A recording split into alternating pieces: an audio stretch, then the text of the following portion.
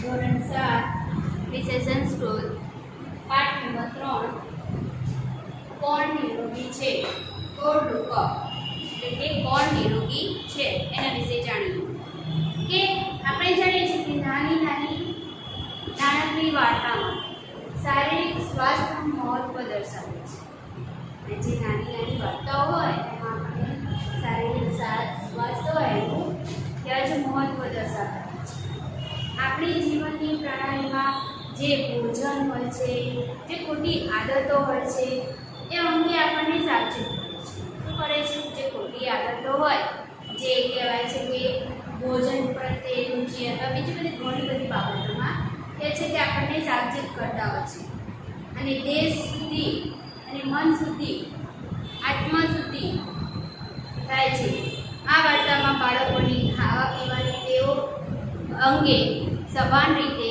વાત કરવામાં આવી છે એટલે કે મહત્વ સમજાવે છે કે આપણે કેવી રીતે ખાવું જોઈએ ક્યારે ખાવું જોઈએ એ વિશેની થોડી ઘણી માહિતી છે એટલે કે વિદ્યાર્થી મિત્રો તમે તમારી જે બુક છે તમારે જોડે રાખો જેથી કરીને હું અહીંયા સંસ્કૃત વાંચું અને તમે ત્યાં એનું ગુજરાતી અને સંસ્કૃત સમજી શકો પહેલું છે એક પક્ષી અસ્તિ એટલે કે એક પક્ષી છે સહ આકાશે અત્ર તત્ર ગચ્છતિ એટલે કે તે આકાશમાં અહીં તહીં ફરે છે અહીં તહીં જાય છે સહ પુનઃ વદતિ કો રૂપ એટલે કે તે ફરીને બોલે છે કોણ નિરોગી છે કહ નિરોગી ભવત એટલે કે કોણ રોગ રહિત છે ફરીથી જોઈ લો કે ફકરાનો અનુવાદ એક પક્ષી અસ્તિ એક પક્ષી છે સહ આકાશે અત્ર તત્ર ગચ્છતિ તે આકાશે અહીં તહીં જાય છે સહ પુનઃ વદતિ કોણ એટલે કે તે ફરીને બોલે છે કે કોણ નિરોગી છે કહ નિરોગ ભવતિ એટલે કે કોણ રોગરહિત છે હવે જુઓ આગળ પક્ષી દ્વારમ અટતિ પક્ષી દરેકના દ્વારે એટલે કે દરવાજે જાય છે એવમ એક પ્રશ્ન પૂછતી એટલે દરેકને એક જ પ્રશ્ન પૂછે છે જનાહ ઉપાસા કુર્વંતી લોકો તેની મજાક ઉડાવે છે ઉપાસા એટલે મજાક ઉડાવે કહ અપી ઉત્તર ન દદાતી કોઈ તેને ઉત્તર આપતું નથી પક્ષી નિરાશ ભવતી પક્ષી હતાશ થઈ જાય છે નિરાશ થઈ જાય છે ફરીથી આ ફકરાનો અનુવાદ જુઓ પક્ષી દ્વારમ અટતી પક્ષી દરેકના દ્વારે જાય છે એવમ એક પ્રશ્ન પૂછતી કે દરેકને એક જ પ્રશ્ન પૂછે છે જનાહ એટલે કે લોકો ઉપાસક કુર્વંતી એટલે કે તેનો મજાક ઉડાવે છે કહ અપી ન ઉત્તર દદાતી કોઈ તેને ઉત્તર આપતું નથી પક્ષી નિરાશ ભવતી પક્ષી હતાશ અનુભવે છે જે આગળ જુઓ સહ વન ગચ્છતિ વૃક્ષ ઉપર વિચરતી ચ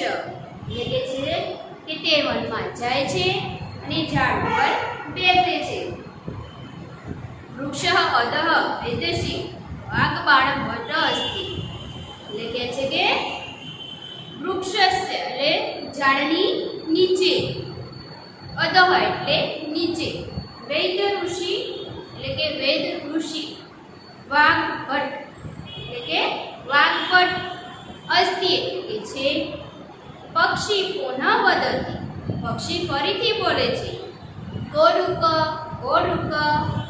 ઇતિ વાગ્ભટ્ટ શૃણોતિ એટલે કે પક્ષી બોલે છે કોણ નિરોગી છે અને આ જે વાગ્ભટ્ટ છે તે સાંભળે છે ફરીથી એ ફકરાનો અનુવાદ જુઓ કે વનમાં જાય છે અને એક વૃક્ષ ઉપર બેસે છે વૃક્ષની નીચે વૈદ્ય ઋષિ વાગ્ભટ્ટ છે પક્ષી ફરીથી બોલે છે કોણ નિરોગી છે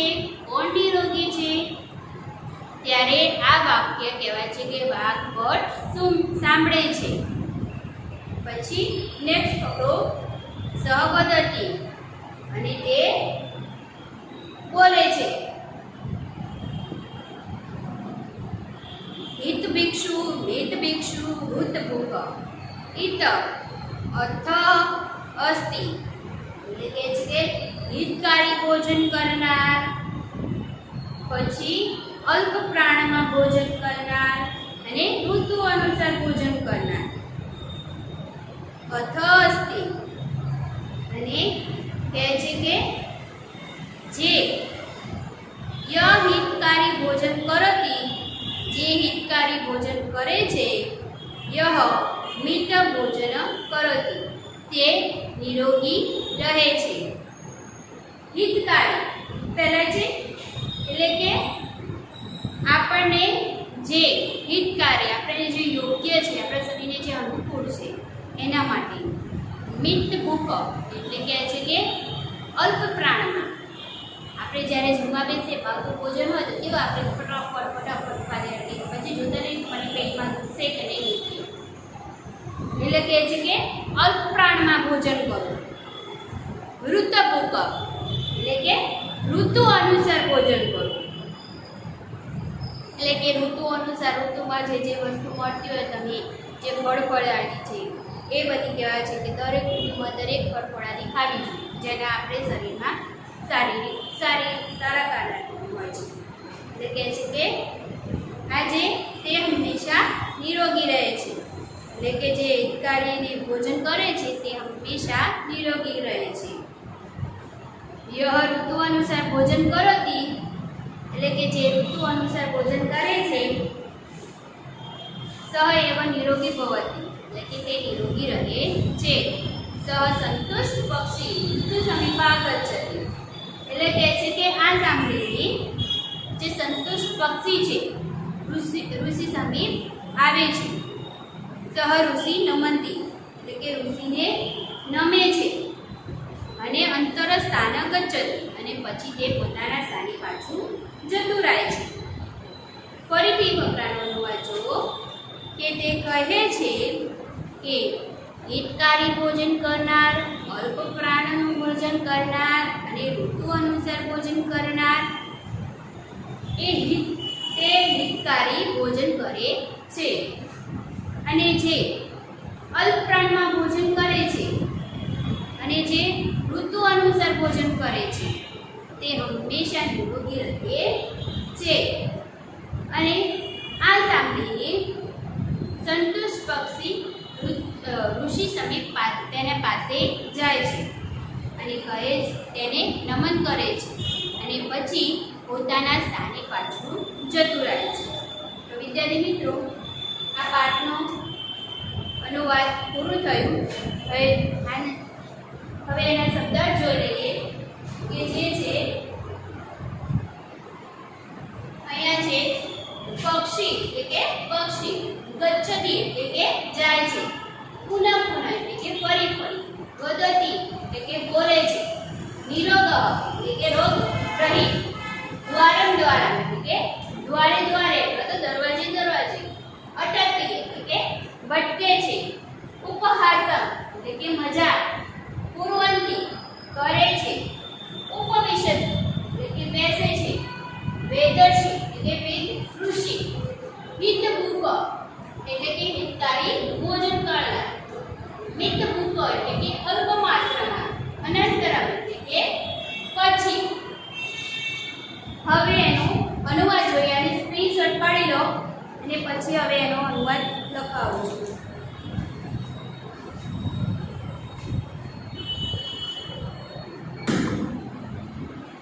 હવે એનો અનુવાદ છે પહેલું છે એક પક્ષી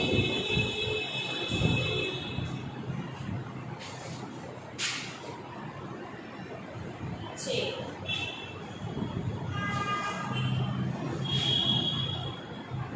તે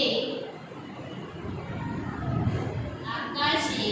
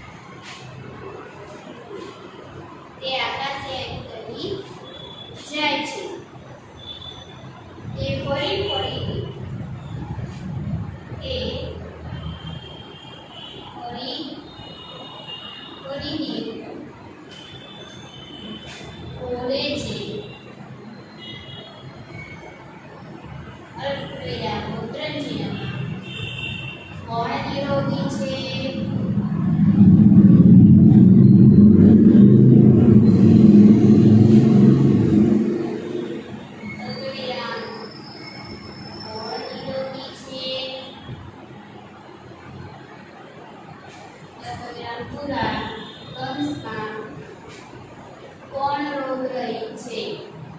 કોણ રો રહી છે. બરોબર.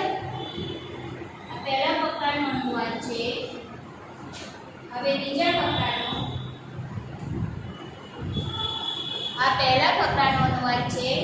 હવે બીજો ફકરામાં લખો પક્ષી. ફકરો પાડીને લખજો. પક્ષી દ્વારે દ્વારે ફરે છે. પક્ષી દ્વારે દ્વારે ભટકે છે. સોરી, ભટકે છે.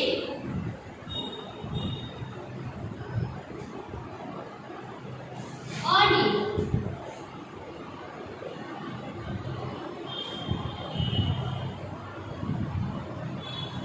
તે એક પ્રશ્ન પૂછે છે.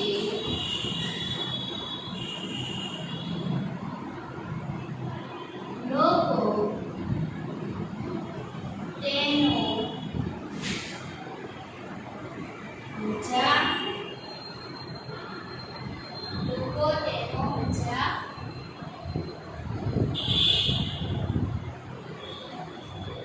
ઉપહાસ કરે છે. ઉપહાસ પણ બોલાય અને મજાક પણ બોલાય. કોણ અપી ઉત્તર દદાતી. તે તેની કોઈ જવાબ આપતું નથી. તેને કોઈ જવાબ આપતું નથી. પક્ષી કદાચ અનુભવે છે. પક્ષી હતાશ અનુભવે છે. જો બે ફકરા છે. પક્ષી દ્વારે દ્વારે ભટકે છે અને તે એક પ્રશ્ન પૂછે છે. લોકો તેનો ઉપહાસ કરે છે. તેને કોઈ જવાબ આપતું નથી. પક્ષી હતાશ અનુભવે છે. હવે આગળ તે વનમાં જાય છે. ફકરો પાડજો. તે વનમાં જાય છે અને ઝાડ પર બેસે છે. અને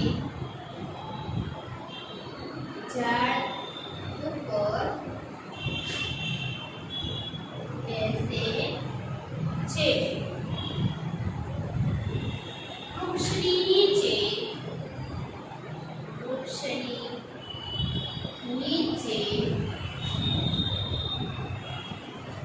વૃક્ષની નીચે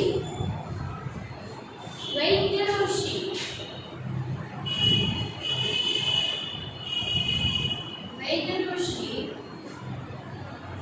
વાઘબટ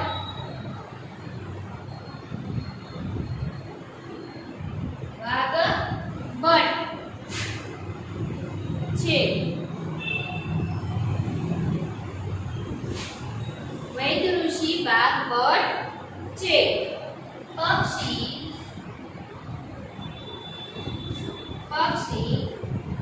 ફરીથી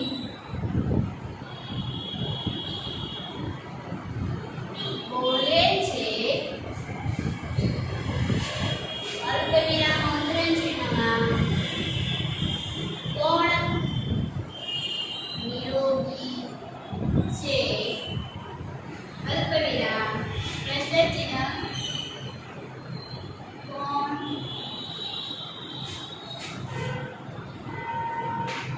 નિરોગી છે.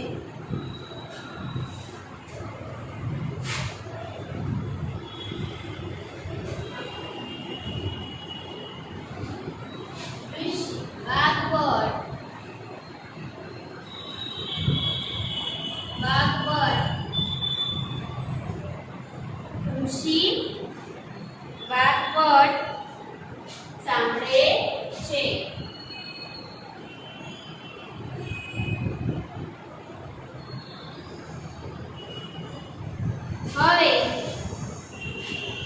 ફરીથી પકડો પાડો,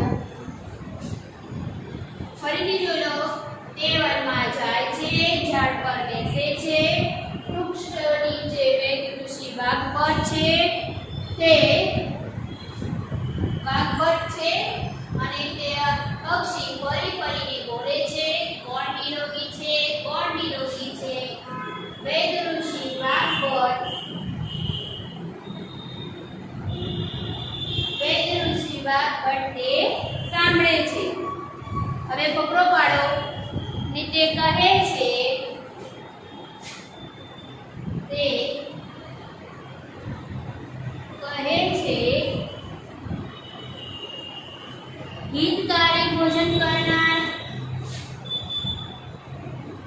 હિતકારી ભોજન કરનાર, અલ્પવિરામ, અલ્પકારી ભોજન કરનાર. શું આવે? અલ્પકારી ભોજન કરનાર અને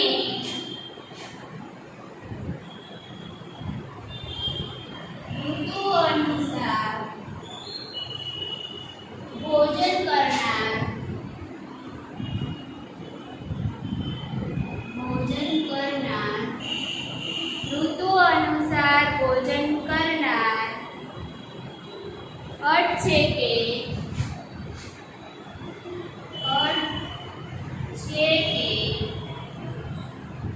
હિતકારી, શું કહે છે? અર્થ છે કે હિતકારી ભોજન કરે છે, હિતકારી ભોજન